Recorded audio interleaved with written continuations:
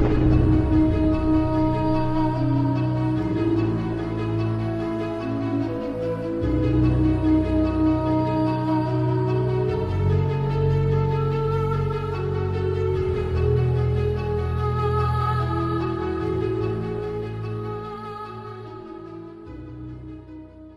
my friends of Cosmic Agency.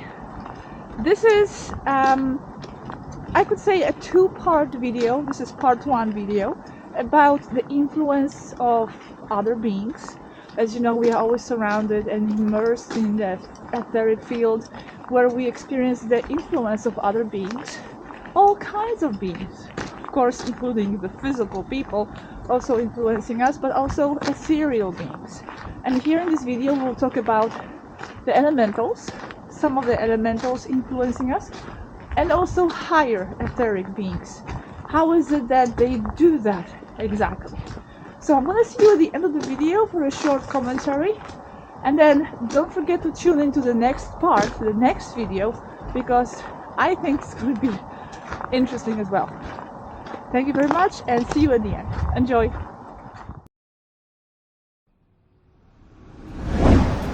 Originally in Spanish, summer 2023.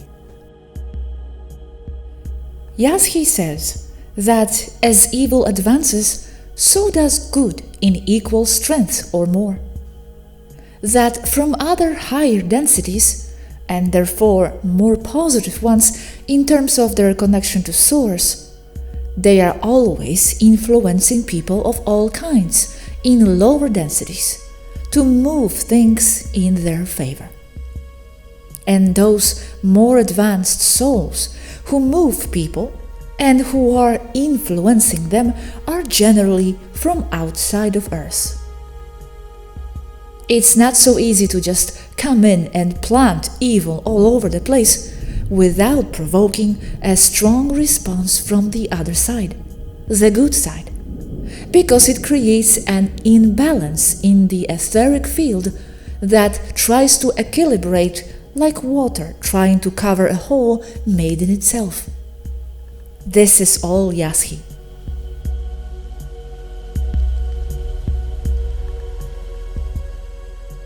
The way you put it, it seems very easy. But if people hear that, they won't do their job and will stay waiting for the ascension under a fig tree, generalizing of course. Very well, that is true. However, the extraterrestrial beings and beings from other densities work through people. So if they do not do their work, they are not allowing those beings to influence the matrix. It is very little comparatively what they do directly with their hands. Sometimes they don't even have hands because they are just spirits. Ah, now it is more understandable. You too are those beings as well, their avatars in lower densities. This is connected to Mari's video today. No one is just one soul and that's it. It exists within an energetic field that connects all souls and the all. And in itself, what defines a soul, such as its energy, the frequency with which it vibrates and all that, is a conjunction of other souls that by equality of frequencies has to do with each person. In other words, each person that exists and that is perceived as someone specific, from the most expanded point of view, is a collective. So the rest of the souls that are in concordance by frequencies influence each other. But something else occurs. When you are in low frequencies constantly, you start to have influence by equal frequencies, as always, with entities that are not so good, and they start to influence people, implanting thoughts more than anything else, but also in other ways, such as directly manipulating the energetic field around them. I am talking about astral entities, but the ones that do this the most and are dangerous are the ones that are called elementals. That is, the creatures that have been said to belong to the four elements. I list the element and its most common associated entity: water, mermaids; air, fairies; fire, dragons; earth, elves. These entities are not entirely of the astral as others might be. That is to say, that they are right on the border between the material world and the spirit world or the lower astral. And it depends on the frequency of living people how much they see them and how much they can influence them and their life. These elementals are physical beings with matter, just in a slightly different vibration, and they can manipulate objects.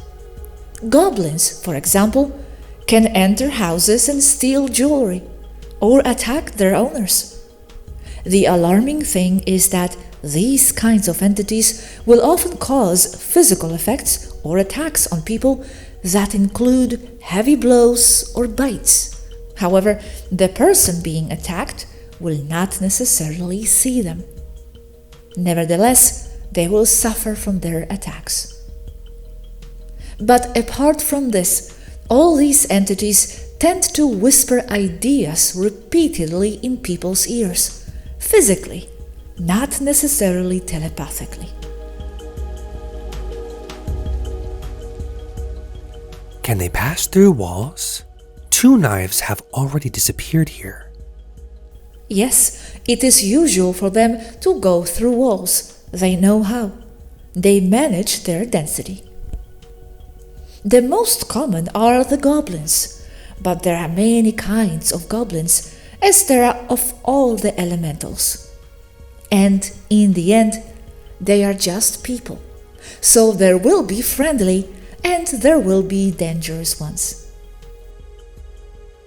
I hope to see them in the forest.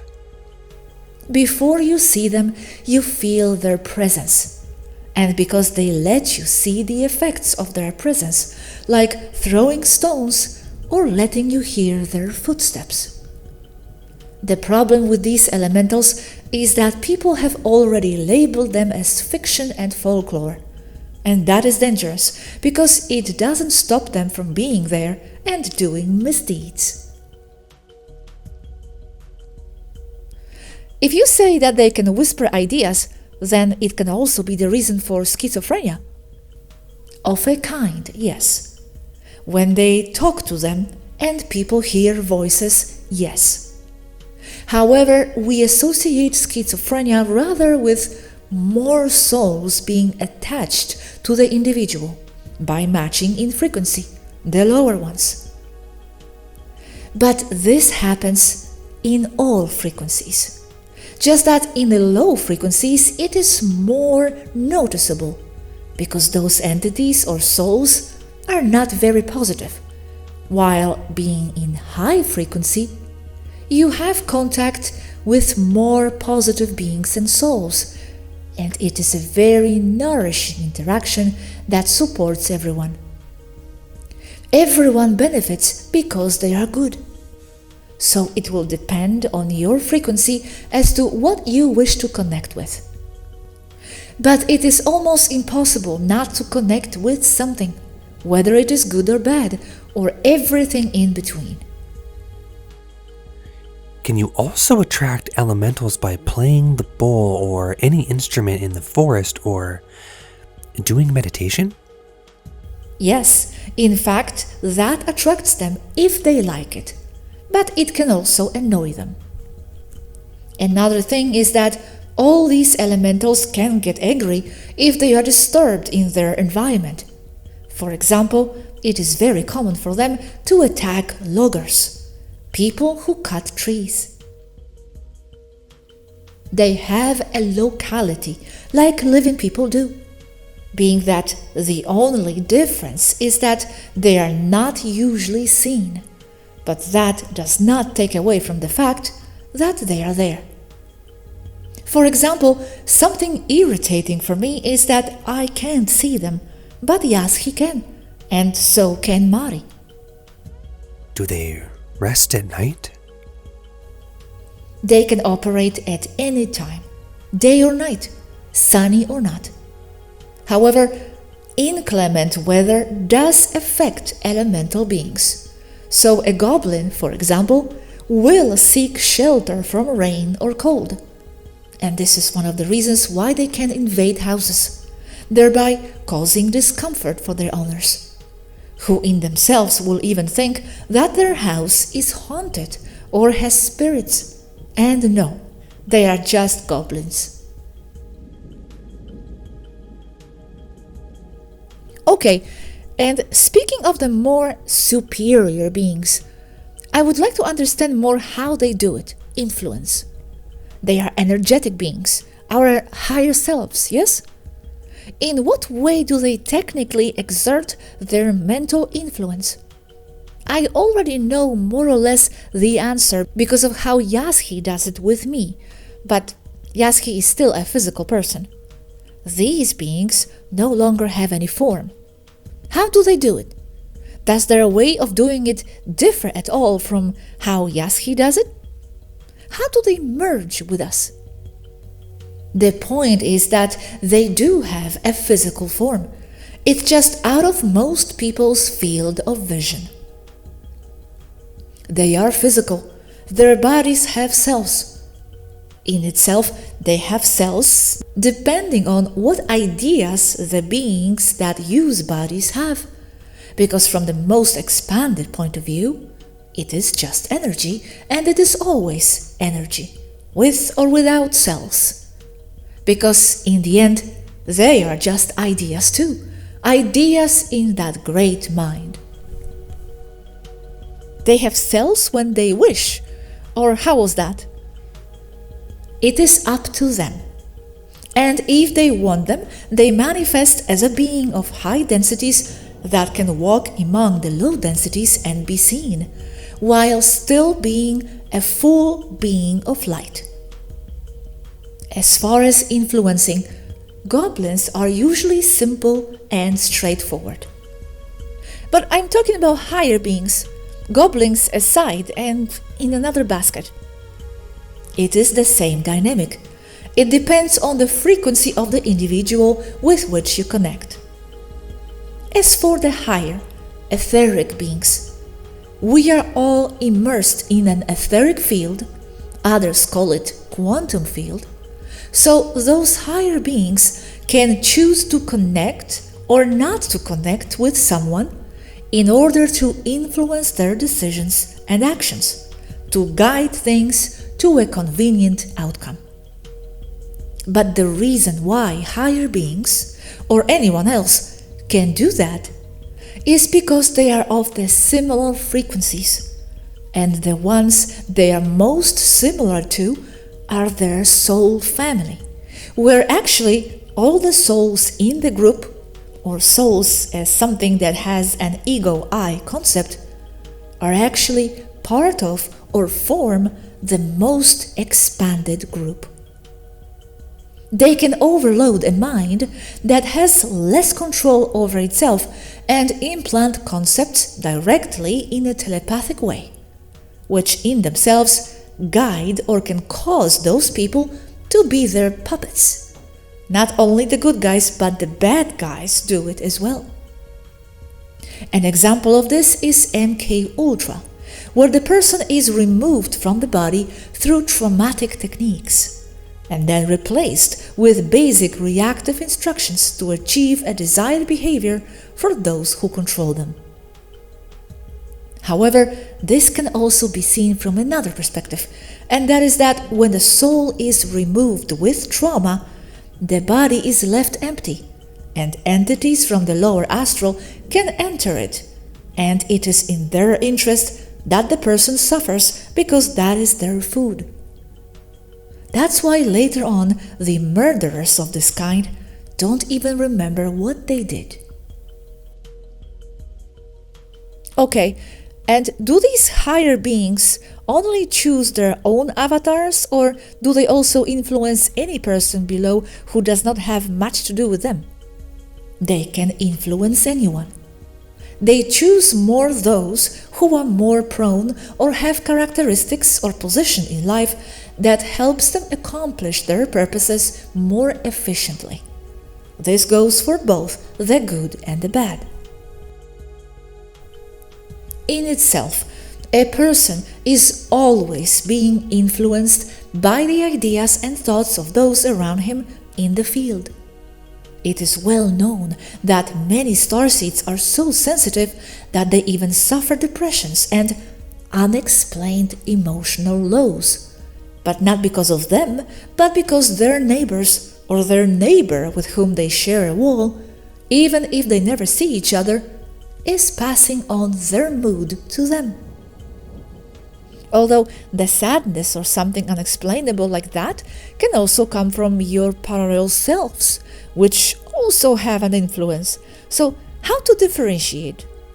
Yes, it can happen. It's because it's a soup. But in the end, for what defines you as a you in the moment, and even knowing that you are much more than just your present identity, it doesn't matter if that sadness comes from your other selves in other densities or dimensions and affects you across the field, or it's your neighbor who got dumped by his girlfriend and is depressed. In the end, it doesn't matter. That energy is not yours, and you can protect yourself against others' energies mostly with willpower and self-understanding, knowing and analyzing that you have no reason to feel sadness in that particular moment, so you avoid going in that direction and keep your own state of mind. Do not let yourself go in any direction you feel you are leaning towards, direction of emotional state. That's why I want to live in an isolated little house. What you have to practice is immovable inner strength, in spite of everything, you being you. That helps a lot too. It is possible and it is advisable. But that is why this kind of empathic people have to be always protecting their energy, because they absorb the energy of others, even from the etheric field of reality itself and from the collective unconscious. That is why they wish to isolate themselves and avoid going to public or crowded places. And that leads to the question, what is the practice of protecting oneself against influences of this type and any negative influences? Although I think we talked about it before. Having a complete self-analysis, shadow work as well.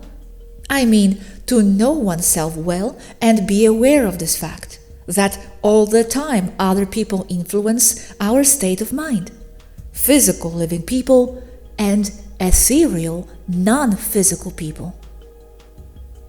As you say, having an immovable mind that knows what mood you want and why, and detects the external influence as a bad mood or sadness that you don't have to have, and decides to be stronger than that by taking responsibility for your emotions. Emotional control has a lot to do with it. Is there any radius in which you are influenced, or is it just like a gradient? As for distances, it depends on the other people in the field. The closer you are, the stronger their energy will be felt. However, in the end, the influence has nothing to do with distances, since it comes from the ether. I sometimes can't stay in big supermarkets for a long time. I don't like it.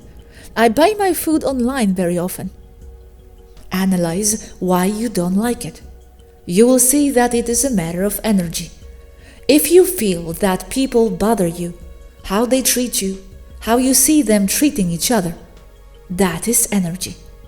It all ends up being this, energies, and how it affects you and your need to protect yourself when you feel calm, or how much energy you have to spare, and how strong you feel that you can get through a rock concert without being affected. It is you and your inner strength that accomplishes this, for that to affect you or not. And with PCs that drain energy, but that doesn't produce sadness, just tiredness and sleepiness. They say it's a radiation, but I think it's not that simple. It also has to do with what things come out as information from the PCs, and the fact that you are not physically moving. And one thing, do you feel the influence of those etheric beings there? Can you discern when it is something from them? Or is it like some higher inspiration and that's it? Or can you specify more where it comes from? I don't think Yasky herself knows where her ideas come from, but she recognizes that it is part of something higher too. Yes, you feel the connection, the presence. It is just an inner knowing, a peace. You feel that you are accompanied. And Yasky, yes, because she is extreme already. The two girls are. I can't put one over the other anymore. Not for ethics, but because they have proven to have the same capabilities. Okay, but can you discern if they are Yenas, Amelies, or you don't know and it doesn't matter because they are local? I can't. I can only feel their presence, their positive energy. I have something that stops me from being able to discern where it's coming from accurately. And, for example, you, personally, who have you felt most recently as an influence? The two girls, Gosha. Oh, and you on them? I guess. And how was their influence?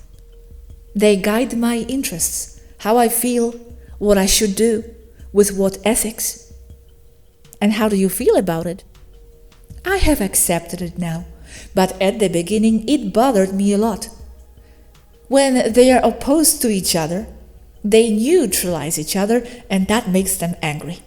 Then I feel how their mood affects me. Do they clash on any important issues or in games and things like that? Only with everyday things, disagreements.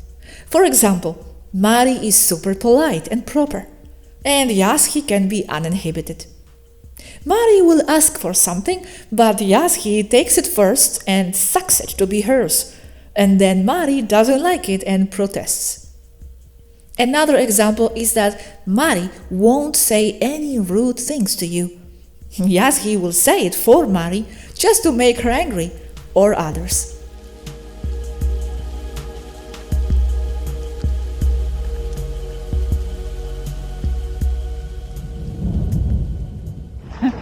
Well, I hope Yasky doesn't get offended or anybody that I finished this way, but I said it with a lot of love and care. It wasn't to insult Yasky in any way. I find it very endearing that she's this way, very direct and naughty this way. So this was the video. Now I want to mention something that I commented on during the video, and that is that when I was asking Athena, how do these etheric beings, how do they really influence us and fuse us? Because, you know, how? And then I mentioned, I know how Yasky does it, because I know how she does it with me, right? That was mentioned in the video. So I want to explain what I meant by that and how I noticed that Yasky sometimes does it with me.